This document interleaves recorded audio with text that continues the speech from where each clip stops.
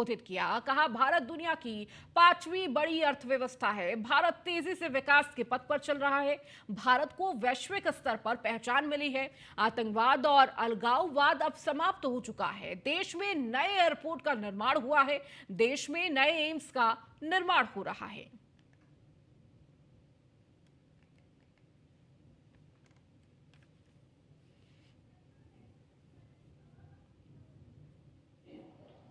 दुश्मन भारत की सीमाओं का अतिक्रमण नहीं कर सकता। ये नया भारत है जो मैत्री के भाव को भी समझता है, उसको निभाना भी जानता है और दुश्मन को उसकी माद में घुस करके जवाब देना भी जानता है। ये नया भारत है। और भाइयों बहनों, आंतरिक सुरक्षा के मोर्चे पर भी आपने देखा होगा, कश्मीर कभी जंगला था, आज कश्मीर में पर्यटकों की बहार है। जो कश्मीर कभी अशांत था, उग्रवाद की आतंक अलगाववाद की चपेट में था, आज वो कश्मीर शांति की एक नई राह पर चला है, लोकतंत्र की एक नई राह पर चला है। पूर्वोत्तर के राज्यों में, जहां पर बहुत सारे राज्य ऐसे थे जहां परमिट सिस्टम था, उग्रवाद चरम पर था, आज उन राज्यों में असम में भारतीय जनता पार्टी की सरकार, त्रिपुरा में भारतीय जनता पार्टी की सरकार, मणिपुर में भारतीय जनता पार्टी की सरकार, अरुणाचल में भारतीय जनता पार्टी की सरकार, मेघालय और नागालैंड में भारतीय जनता पार्टी की सहयोगियों की मिलकर के भारतीय जनता पार्टी गठबंधन की सरकार काम कर रही है। कोई भी लखीमपुर खीरी में मोदी सरकार के 9 साल पूरे होने पर बीजेपी ने विशाल जनसभा का आयोजन कराया, जिसमें ऊर्जा मंत्री ए शर्मा और केंद्रीय गृह राज्य मंत्री अजय मिश्रा टेनी शामिल हुए। इस दौरान ऊर्जा मंत्री ए के शर्मा ने सरकार की उपलब्धियों के बारे में बताते हुए कहा कि भाजपा की पहली ऐसी सरकार है जो लगातार 9 सालों से लोगों के विकास के लिए काम करती आ रही है।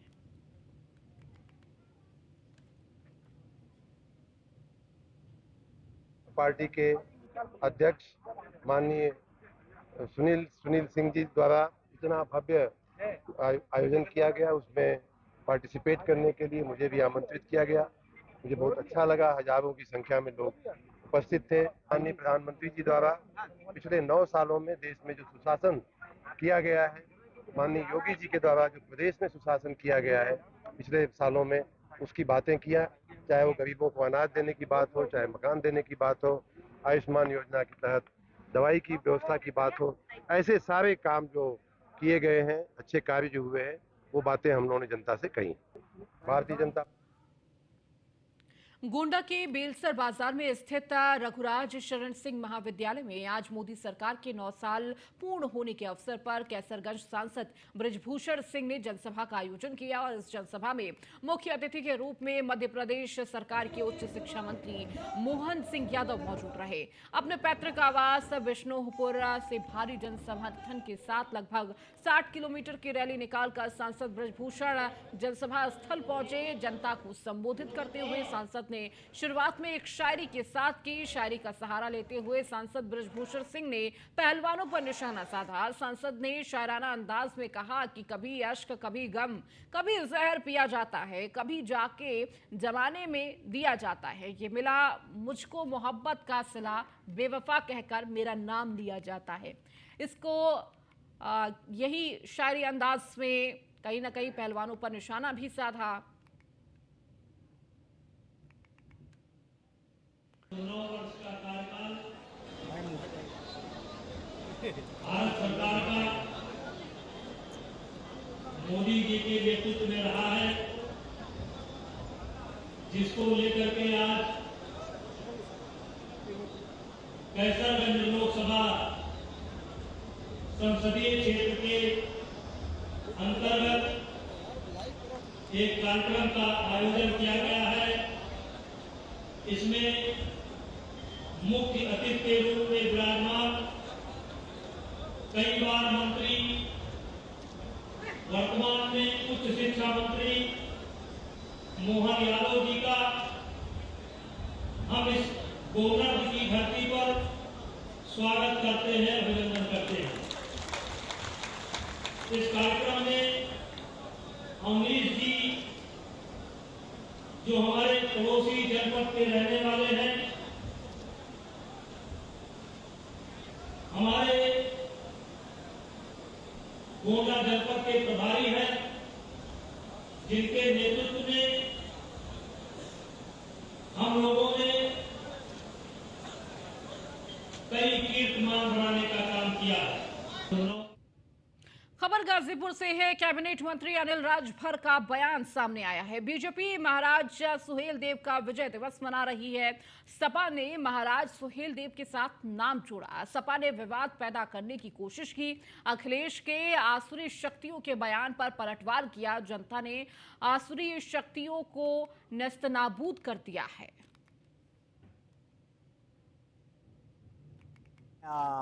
सभी लोगों को एक बार पुनः महाराजा सुहेलदेव राजभर जी के जन्म दिवस की मैं बधाई देना चाहता हूं।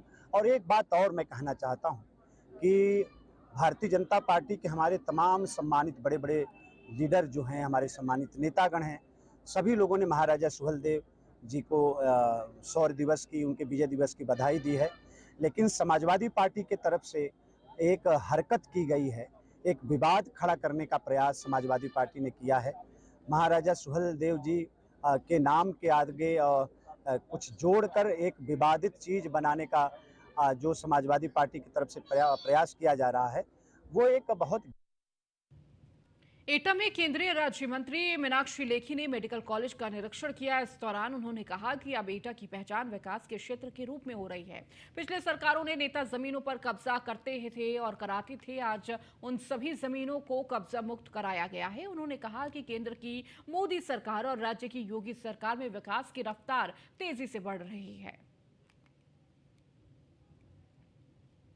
खड़े होकर राजनीति की सही पहचान क्या हो, क्षेत्र के विकास के लिए किस प्रकार से जनप्रतिनिधि काम करे, यही प्रधानमंत्री मोदी जी की सीख है, शिक्षा है। और उन सब कार्य में हम सब भारतीय जनता पार्टी के कार्यकर्ता सम्मिलित हैं। और जब आते हैं, क्षेत्र का विकास देखते हैं, तो केंद्र में मोदी सरकार और राज्य में योगी सरकार, दोनों के मेल से जो रफ्तार है विकास की, वो भी बहुत अधिक बढ़ी हुई है। कोई सोच भी नहीं सकता था कि जहां ज़मीनों पर कब्जे किए जाते थे और नेताओं द्वारा करे और करवाए जाते थे, वहां पर उन कब्जों को खाली कराकर जनता के विकास का कार्य किया जाता है। चलिए इस बीच रुकेंगे एक छोटे से ब्रेक के लिए, जल्द हाजिर होंगे।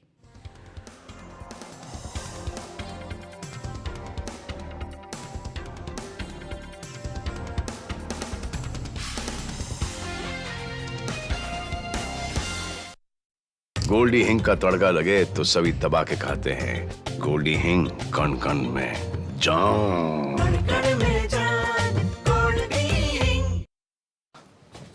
भैया, हाँ कोचिंग छोड़ दो ना। चल। अरे बेटा, क्यों खामखा कोचिंग के चक्कर में अपना समय बर्बाद कर रहे हो? बड़े भाई ने भी तो कोशिश की थी। देखो, बिना सिफारिश के तुम्हें सरकारी नौकरी तो मिलने से रही। ऐसा करो, अपने भाई के साथ काम पे लग जाओ।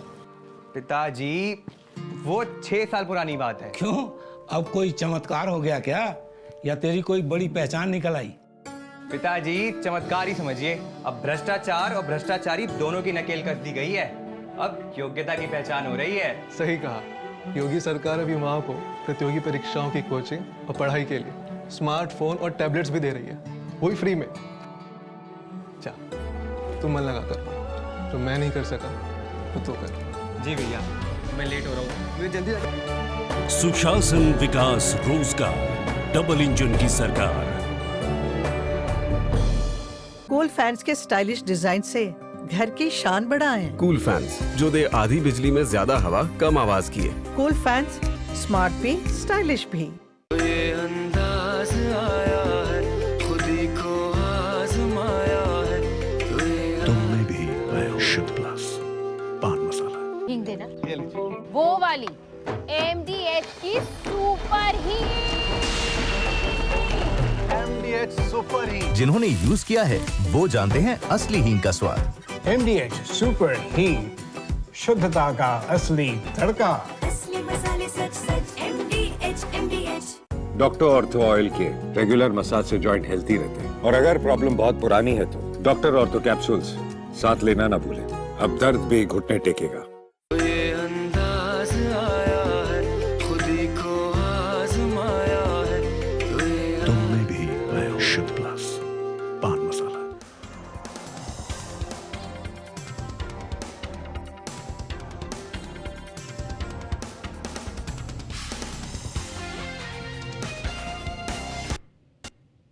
ब्रेक के बाद एक बार फिर से आपका स्वागत है। गाजियाबाद धर्मांतरण मामले में गिरफ्तारी आरोपी शहनवाज को महाराष्ट्र पुलिस ने गिरफ्तार किया। शहनवाज के साथ उसका भाई भी गिरफ्तार। शहनवाज पर ऑनलाइन गेमिंग के जरिए धर्मांतरण का आरोप है। अलीबाग से महाराष्ट्र पुलिस ने गिरफ्तार किया है शहनवाज को। तो किस तरह से धर्मांतरण के गेम का मास्टरमाइंड ये शहनवाज उर्फ बद्दू की गिरफ्तारी हुई है।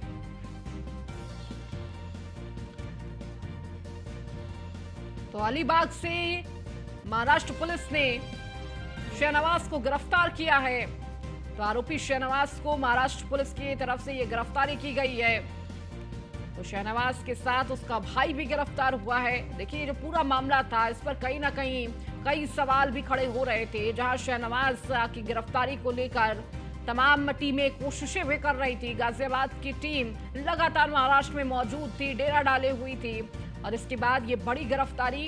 क्या कुछ पूरा मामला है आपको वो भी बता देते हैं।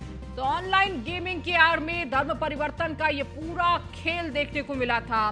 गेम की आड़ में 2 नाबालिग लड़कों का धर्म परिवर्तन हुआ। तो दोनों नाबालिग लड़कों को 5 वक्त का नमाजी बनाया गया।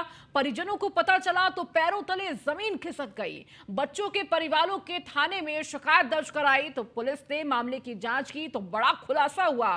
धर्मांतरण के आरोप में 2 आरोपियों के खिलाफ एफआईआर दर्ज की गई। धर्मांतरण पर पुलिस ने खुलासे से हर कोई हैरान हुआ। गेम की आड़ में जैन और हिंदू लड़के का ये धर्मांतरण किया गया। तो एक आरोपी गाजियाबाद की मस्जिद का मौलवी निकला। तो गाजियाबाद सेक्टर 23 की मस्जिद का मौलवी अब्दुल रहमान गिरफ्तार हुआ है। मौलवी इस मस्जिद में पिछले 2 सालों से सेवा दे रहा था। तो दूसरा आरोपी मुंबई के ठाणे का बद्दू उर्फ शहनवाज मकसूद है। तो दूसरे आरोपी की गिरफ्तारी के लिए मुंबई रवाना हुई थी पुलिस। तो ऑनलाइन गेम फॉर नाइट के जरिए बच्चों का कराया गया धर्मांतरण। मुस्लिम लड़के नाम बदलकर बच्चों के साथ खेलते थे गेम। तो गेम हारने पर उन्हें जीतने के लिए जाकिर नाइक की आयतें पढ़वाते थे। तो आयतें पढ़वाने के बाद उन्हें जिताकर भरोसा कायम कराते थे और भरोसा कायम करने के बाद डिस्कार्ड ऐप पर आते थे मुस्लिम।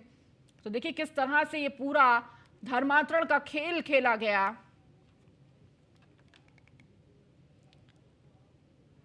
तो किस तरह से बच्चों का ग्रुप बना, फिर हार जीत किस तरह से जब हार होती थी वो जीतने का मोरल बढ़ाने के लिए किस तरह से आयतें पढ़ाई जाती थी। तो स्टेप 3 आपको बता रहे हैं किस तरह से ये पूरा धर्मांतरण का ये खेल खेला गया। जाकिर नाइक के वीडियो स्पीच सुनाते थे। तो बच्चों का ग्रुप बनाया गया। उसके बाद बच्चों को गेम में उलझाया गया। फेक आईडी पर मुस्लिम लड़के जोड़े गए। तो डिस्कॉर्ड ऐप के जरिए हिंदू लड़कों से चैटिंग, मुस्लिम लड़के हिंदू नाम पर यूजर आईडी बनाते थे। तो गृह मंत्रालय और यूपी सरकार ने गाजियाबाद पुलिस से जानकारी मांगी है इस पूरे मामले पर। तो देखिए एक ये जो पूरा सिंडिकेट था उसका कहीं ना कहीं लगातार जो तार पूरे बद्दों से जुड़े हुए थे और कहीं ना कहीं कई सवाल भी थे इस पूरे धर्मांतरण के चेन को लेकर। और इसी को लेकर देखिए अब माना जा रहा है कि कई सवालों के जवाब पुलिस खंगालते हुए नजर आएगी।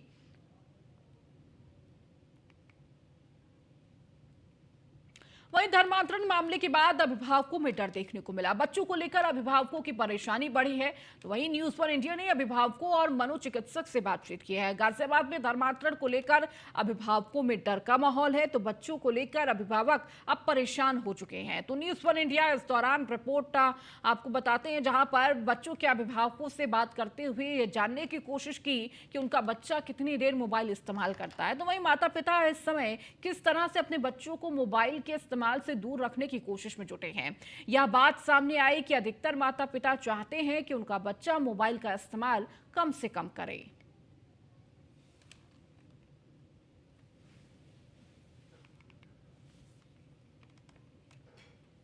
गेमिंग में एक तो कई सारे आपके हम उम्र लोग हैं जिनके संग आपका आपस में इंटरेक्शन होता है।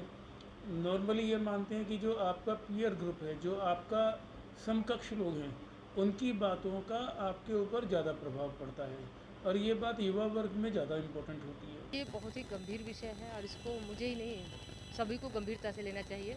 और इसमें क्या है कि अपने बच्चों को अपने से इतना दूर करो ही मत कि वो आपको कुछ बता ना पाएँ या आप उन्हें कुछ समझा ना पाएँ। क्योंकि हम क्या करते हैं कि एकांत में उसको मोबाइल दे दिया, वो क्या कर रहा है हम 2-2, 3-3 घंटे तक दिखते नहीं है। वो चैटिंग कर रहा है या वो गेमिंग कर रहा है या क्या कर रहा है, और वो ऐसे लोगों से या ऐसे उनके बीच में आ जाता है कि उसे डराना धमकाना वो इजीली कर पाते हैं। और उधर बच्चा हमसे भी डरा रहता है कि माता पिता को बताया तो पता नहीं कैसे रिएक्ट करेंगे, उधर बच्चा उनसे भी डर जाता है। हमारे बच्चे ऑनलाइन गेम खेलते हैं और उसमें धर्मांतरण किया जा रहा है। हमें विशेष अपने बच्चे पर ध्यान देना चाहिए कि हमारा बच्चा मोबाइल में क्या देख रहा है, ऑफलाइन खेल रहा है, ऑनलाइन खेल रहा है या अपनी स्टडी का कुछ काम कर रहा है।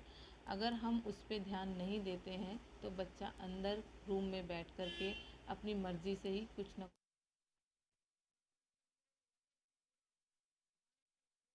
तो चलिए अब आपको सीधी तस्वीर विशाखापट्टनम से दिखाते हैं, जहां पर गृह मंत्री अमित शाह क्या कुछ कह रहे हैं। आपको सीधी तस्वीर वहां से दिखाते हैं। ధైర్యం లేదు ఈ రోజు భారతదేశంలో ఇంటర్నల్ సెక్యూరిటీ అలాగే మన పొరుగు దేశాల్లో ఉన్నటువంటి సెక్యూరిటీని కూడా పూర్తిగా సురక్షితం చేయడం జరిగింది నరేంద్ర మోదీ గారు। मित्रों, नरेंद्र मोदी सरकार के कार्यकाल में मोदी जी के नेतृत्व में भारत का नाम पूरे विश्व में आगे बढ़ाने का काम हुआ है। दुनिया में भारत के गौरव को मोदी जी ने बढ़ाने का काम किया है। दुनिया में मोदी जी जहां पर भी जाते हैं, दुनिया भर में लोग मोदी जी के स्वागत में मोदी मोदी मोदी मोदी मोदी मोदी के नारे लगाते हैं। प्रपंच और ये